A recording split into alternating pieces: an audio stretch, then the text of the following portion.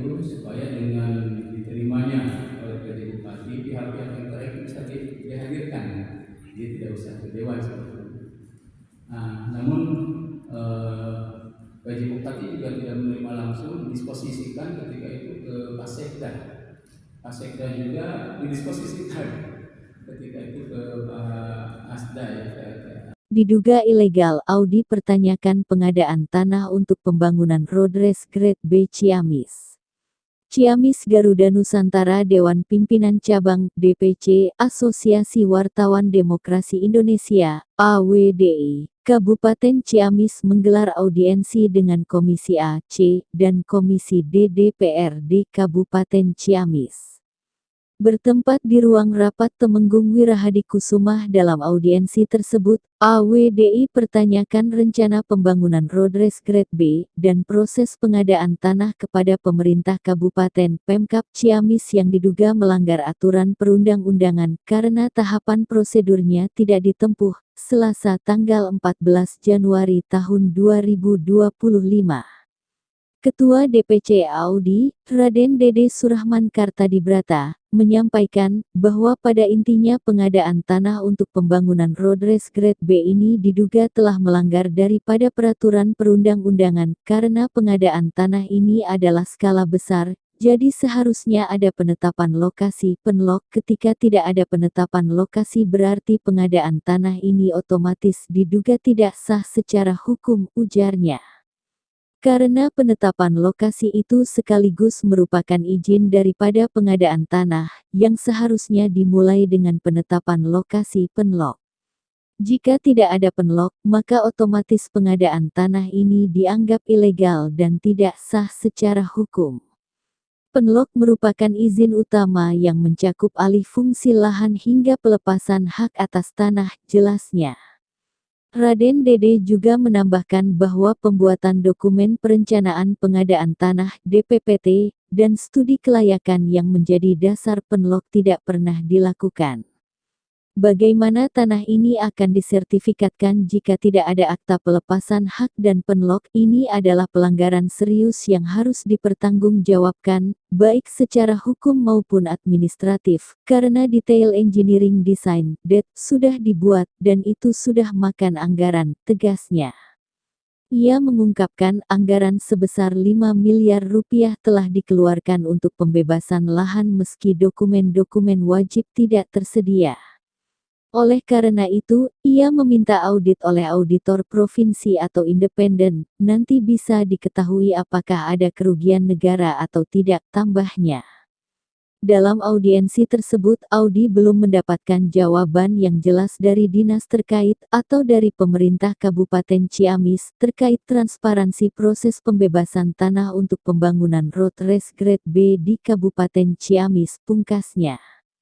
Sementara statemen dari pemerintah Kabupaten Ciamis yang diwakili Asisten Daerah Asda 1, Dase Fadlil YM, menyampaikan bahwa nanti tindak lanjutnya, sebagaimana disampaikan tadi oleh pimpinan Komisi C, Haji Trian Slamet Triana, bahwa selanjutnya DPRD melalui Komisi A, C, dan D akan memanggil kembali pejabat-pejabat yang terkait dalam hal sirkuit road race untuk memberikan penjelasan lebih lanjut, dan nanti jawabannya akan terjawab setelah kami ada rapat lanjutan dengan DPRD, ujarnya.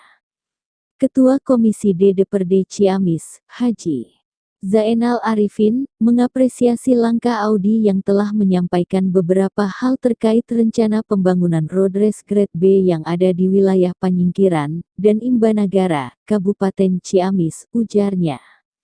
Pada dasarnya kami sangat apresiasi kepada rekan-rekan Audi, mengenai masalah-masalah terutama dalam pengadaan tanah, dan terus dari sisi tahapan tambahnya, dan kami dari Komisi D akan menyikapi terkait masalah dugaan-dugaan yang Audi sampaikan, dan Komisi D akan terus mengawal dalam proses penjelasan dulu dari pihak terkait, sebab ini merupakan suatu program dari pemerintah daerah yang harus ada keseriusan di dalam program pembangunan tersebut, sehingga ini menjadikan salah satu PR kepada pemerintah daerah, keseriusan juga di dalam pengadaan dan anggaran terutama untuk pembebasan tanah, pungkasnya. Agus Kusmawan mengabarkan. Pak, apa saja Pak dari AWDI tadi yang disampaikan dalam audien? Jadi pada intinya bahwa pengadaan tanah terkait dengan pembangunan road race itu telah melanggar daripada peraturan perundang-undangan. Karena ini pengadaan tanah ini dalam skala besar. Jadi seharusnya ada penetapan lokasi. Jadi ketika tidak ada penetapan lokasi berarti pengadaan tanah ini otomatis tidak sah secara hukum, karena penetapan lokasi itu sekaligus merupakan izin dari pengadaan tanah, izin daripada alih fungsi, izin daripada pelepasan hak, sehingga ketika tidak ada penetapan lokasi maka otomatis itu berarti tidak berizin. Nah, bagaimana ada penetapan lokasi? DPPT aja tidak dibuat, sementara kan dari DPPT itulah kemudian ada penetapan lokasi. Dan bagaimana ada DPPT dibuat, serta kelayakan juga tidak pernah dilakukan. Jadi ini sebetulnya bertalian. Dan ketika penetapan lokasi tidak ada, ini tanah akan sulit disertifikatkan. Masalahnya itu kan. Karena syarat untuk membuat akta notaris itu, akta pelepasan hak itu harus ada penetapan lokasi. Dan syarat untuk pembuatan sertifikat itu harus ada akta notaris, itu ada akta pelepasan haknya. Jadi bagaimana akan ada sertifikat, akta pelepasan haknya juga tidak ada. Dan bagaimana akan ada pelepasan hak gitu, penlognya juga tidak ada. Jadi ini betul-betul masalah krusial. Belum lagi tadi tidak ini kan ya, ada 2 yang belum terbayarkan, itu harusnya dititipkan di pengadilan negeri, tapi ini tidak bisa karena memang syaratnya harus ada penetapan lokasi. Kalau konsinyasi itu penitipan gitu ke pengadilan negeri. Nah, ini tidak bisa dilakukan karena tidak ada penetapan lokasi. Jadi penting nih, nah, mereka tidak ada, sudah kita dengar bersama-sama, Kepala Dinas juga mengakui bahwa memang tidak ada dokumen penetapan lokasi. Sudah jelas lah penetapan lokasi tidak dibuat. Dan ini sangat-sangat krusial. Harapannya bisa bagaimana ini bisa dipertanggungjawabkan lah. Bentuk pertanggungjawabannya ya bisa pertanggungjawaban hukum, bisa pertanggungjawaban administrasi gitu. Ini bisa dipertanggungjawabkan. Karena DED sudah dibuat, itu sudah memakan anggaran, kemudian juga dana sudah dikeluarkan, pembebasan tanah yang sudah ada, yang tadi indikasinya tidak ada penlog. Jadi sudah hampir 5 miliar itu. Anggaran dikeluarkan udah hampir 5 miliar. Ini pertanggungjawaban terhadap anggaran ini bagaimana nih? Pertanggungjawaban terhadap anggaran ini bagaimana? Ini bisa perjawaban secara administrasi, bisa pertanggungjawaban secara pidana. Nanti harusnya diaudit, tapi diauditnya harusnya diaudit oleh auditor provinsi atau auditor independen lah. Itu nanti dari audit bisa diketahui. Apakah ini kesalahan ini, apakah tidak sesuai ini ada kerugian negara atau tidak ada. Nah, kalau ada kerugian negara ini otomatis ranahnya ranah korupsi. ranahnya sudah bukan instansi yang bertanggung jawab, instansi mana saja Pak? Ini instansi yang paling bertanggung jawab itu ya instansi budaya olahraga, karena ini sebagai di sektornya sebagai dinas yang memerlukan daripada tanah itu. Kemudian juga sekaligus juga sebagai tim fasilitasi pengadaan tanah. Karena itu dikeluarkan oleh Bupati tentang keputusan pembentukan tim fasilitasi pengadaan tanah, dan Bupati sebagai pengarah dan Sekda juga sebagai penanggung jawab. Terus tanggapan dari Asda Distruktura BPN menurut Pak Ustadz? Kalau dikecil begitu secara tadi 1 hektar ini ada manipulasi. rekan-rekan AWDI tadi barusan menyampaikan terkait permasalahan bangun road race grade B. Dari pemerintah sendiri Pak, seperti apa Pak tanggapannya? Ya, saya kira tadi seperti yang disampaikan oleh rekan-rekan AWDI dalam audiens ke DPRD, tadi sudah disampaikan oleh pimpinan DPRD, ini kan pembahasan terkait road race ya, pembebasan road race grade B. Nanti tindak lanjutnya dari apa yang disampaikan oleh pimpinan akan ditindaklanjuti segera untuk DPRD melalui komisi A, C, D untuk memanggil ke daerah, yaitu pejabat-pejabat yang terkait dalam hal sirkuit road race grade B. Mungkin itu untuk sementara. Nanti jawabannya akan terjawab setelah kami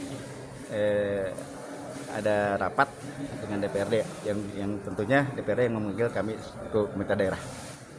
Hal ini juga pertama terima kasih ya kepada teman-teman Audi yang telah menyampaikan beberapa hal yang terkait tentang road race grade B yang ada di wilayah Imbanagara dan juga Panyingkiran. Pada dasarnya kami sangat apresiasi terhadap teman-teman Audi mengenai masalah-masalah yang ada di pengadaan tanah terutama. Terus dari sisi tahapan, terus terang kami akan menyikapi terkait masalah dugaan-dugaan yang dianggap sesuai dengan surat yang disampaikan kepada kami, dan kami akan terus mengawal dalam proses penjelasan dulu dari pihak terkait. Sebab apa? Ini merupakan satu program dari pemerintah daerah yang harus ada keseriusan di dalam program pembangunan tersebut. Nah itu sehingga kami juga ini menjadikan salah satu PR kepada pemerintah daerah, keseriusan juga di dalam pengadaan dan anggaran terutama pembebasan tanah tersebut. Saya kira itu.